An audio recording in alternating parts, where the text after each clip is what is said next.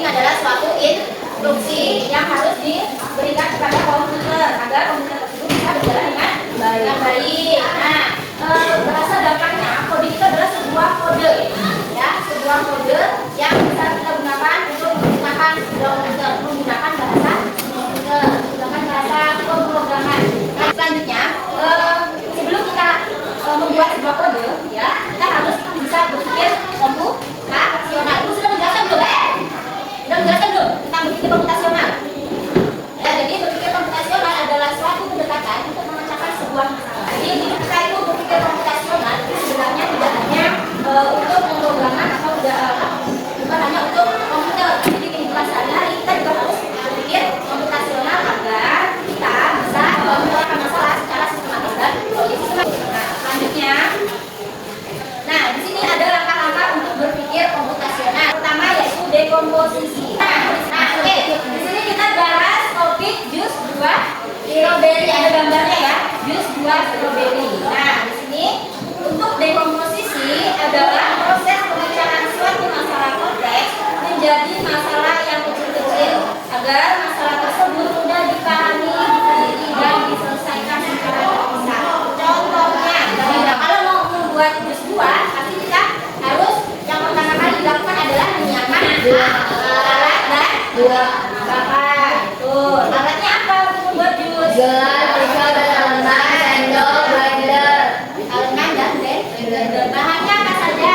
Air, es batu, gula, buah-buahan. Nah, air, es batu, gula, dan juga buah-buahan. Nah, selanjutnya yaitu pengenalan pola. Oke, pengenalan pola adalah proses identifikasi pola atau kesamaan yang berulang dalam data atau di berbagai masalah. Misalnya tadi kita membuat jus stroberi, ya kan? Nah, ini contohnya ya.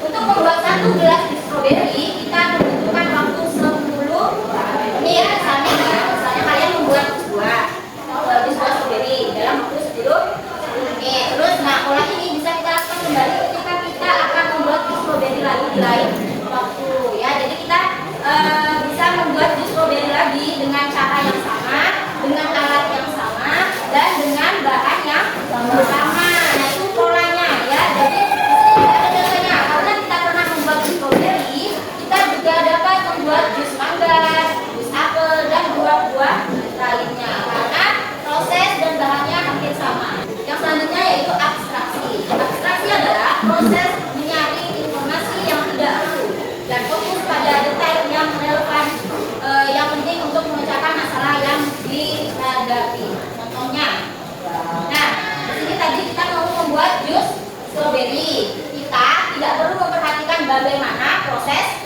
pemetikan buah stroberi tersebut. Perlu nggak kita mau buat jus stroberi tapi mikir dulu, nih yang nanam stroberi siapa ya? Pernah pikiran seperti itu?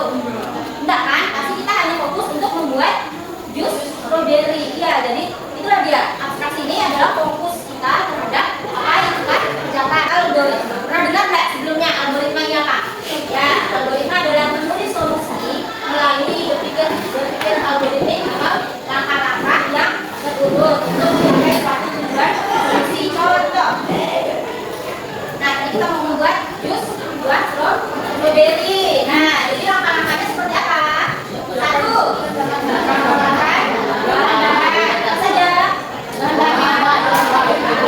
Air dan buah. Selanjutnya buah yang ingin. Ya, buah yang ingin di jus. Tadi buahnya apa ya? Stroberi. Lalu siapkan blender untuk membuat jus. Selanjutnya masukkan buah, air. Kalau sampai sini jelas nggak? Ada yang ditanyakan nggak? Kalau nggak ada yang ditanyakan, langsung saja meminta kalian untuk membuat kelompok. Kita akan membagikan lembar soal yang akan kalian kerjakan ya di kerja kelompok. Kerjakan sama-sama ya.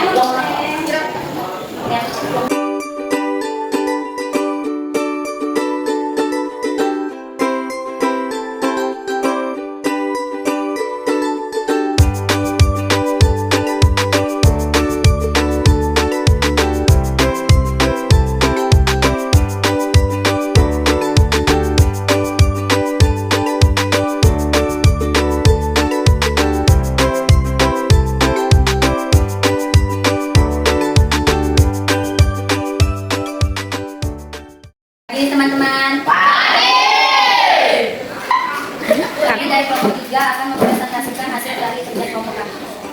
Dekomposisi. Saya dan teman-teman mengidentifikasikan jarak hewan yang lebih dekat dengan kotak A. Mulai pengenalan pola. Setelah mengerjakan kode pada hewan, kami juga biasa mengerjakan kode pada hewan yang lainnya dengan langkah yang sama. Abstraksi, fokus pada hewan yang menjadi permasalahan, bukan fokus pada hewan lain. Algoritma, tentukan kode pada hewan yang dituju, potong kode yang sudah disediakan, dan tempel kode tersebut pada kartu identitas sesuai hewan yang dituju. Ya, contohnya,